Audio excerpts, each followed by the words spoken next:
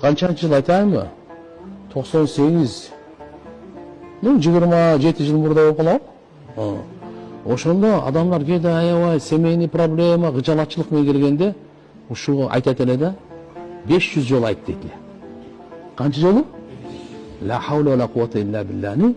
Алдын 11 жолу салават айт, 500 жолу буну айт, андан кийин 11 жол салават айт, чын жүрөктөн Аллага кайрылып дуа кыл дейт. Маселе чечилет сөзсүз.